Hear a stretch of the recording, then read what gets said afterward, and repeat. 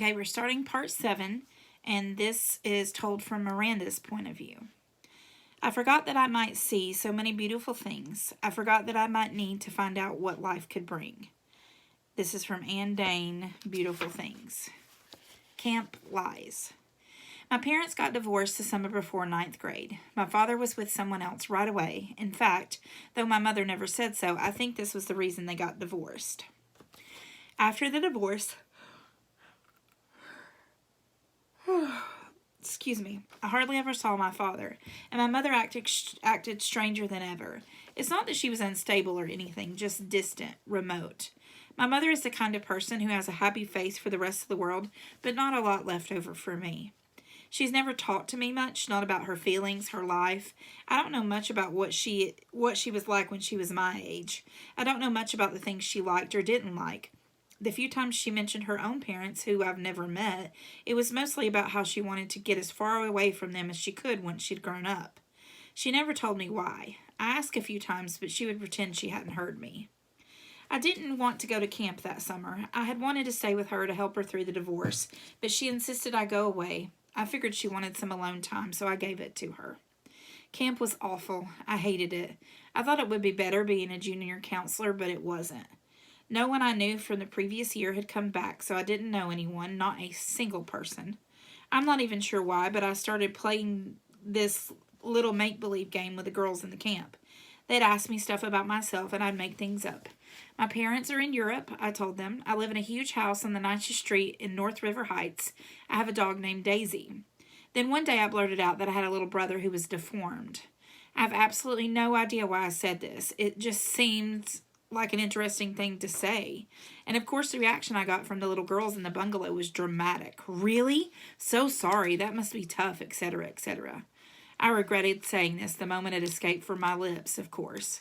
I felt like such a fake. If Via ever found out, I thought she'd think I was such a weirdo, and I felt like a weirdo. But I have to admit, there was a part of me that felt a little entitled to this lie. I've known Augie since I was 6 years old. I've watched him grow up. I've played with him. I've watched all 6 episodes of Star Wars for his sake, so I could talk to him about the aliens and bounty hunters and all that.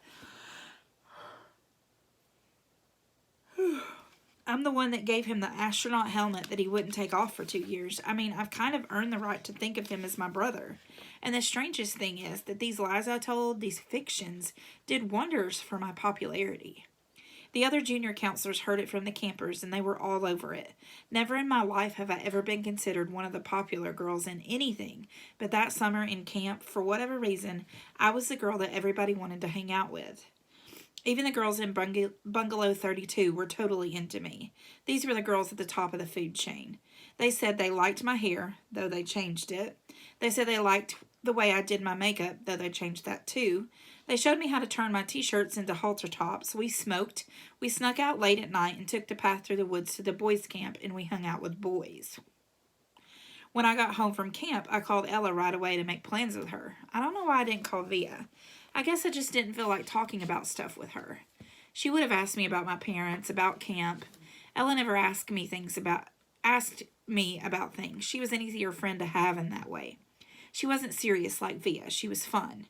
She thought it was cool when I dyed my hair pink. She wanted to hear all about those trips through the woods late at night. School.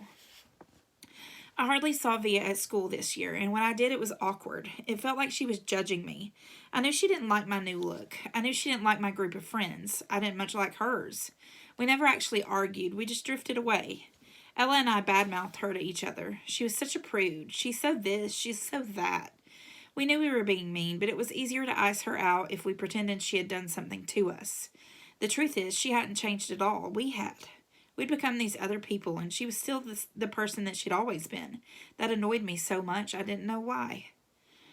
Once in a while, I'd look to see where she was sitting in the lunchroom or check the elective list to see what she'd signed up for, but except for a few nods in the hallway and an occasional hello, we never really spoke to each other. I noticed Justin about halfway through the school year. I hadn't noticed him at all before then, other than that he was this skinny, cutish dude with thick glasses and longish hair who carried a violin everywhere. Then one day I saw him in front of the school with his arm around Via. So, Via has a boyfriend, I said to Ella, kind of mocking. I don't know why it surprised me that she'd have a boyfriend. Out of the three of us, she was totally the prettiest.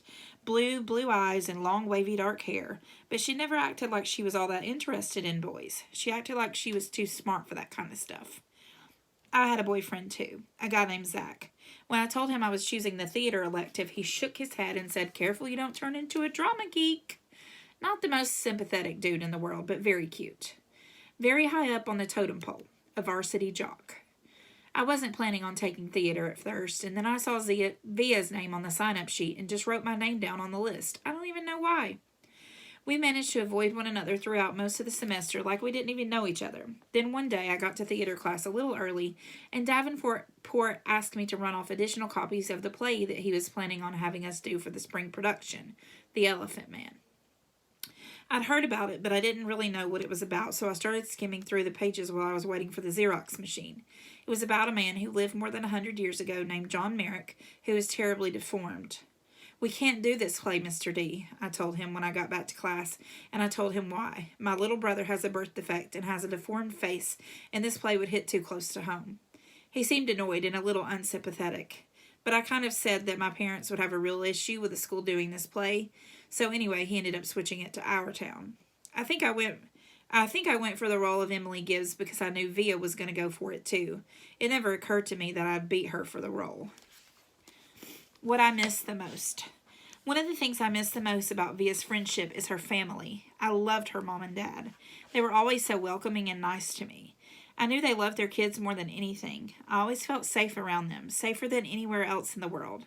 How pathetic that I felt safer in someone else's house than my own, right? And of course, I loved Augie. I was never afraid of him, even when I was little. I had friends that couldn't believe that I'd ever go over to Via's house. "His face creeps me out," they'd say. "You're stupid," I'd tell them. Augie's face isn't so bad once you get used to it. I called Via's house once just to say hello to Augie. Maybe part of me was hoping that Via would answer. I don't know. "Hey, Major Tom," I said, using my nickname for him. "Miranda!" He sounded so happy to hear my voice that it actually kind of took me by surprise. "I'm going to regular school now," he told me excitedly. "Really? Wow," I said, totally shocked. I guess I never thought that he'd go to a regular school. His parents have always been so protective of him. I guess I thought he'd always be that little kid in the astronaut helmet that I gave him. Talking to him, I could tell that he had no idea that Via and I weren't close anymore. "It's different in high school," I explained to him. "You end up hanging out with loads of different people." "I have some friends at my new school," he told me. "A kid named Jack and a girl named Summer." "That's awesome, Augie," I said. "Well, I just called to tell you that I miss you and I hope you're having a good year. Feel free to call me whenever you want, okay, Augie? You know I love you always." "I love you too, Miranda. Say hi to Via for me. Tell her I miss her." "I will. Bye." "Bye."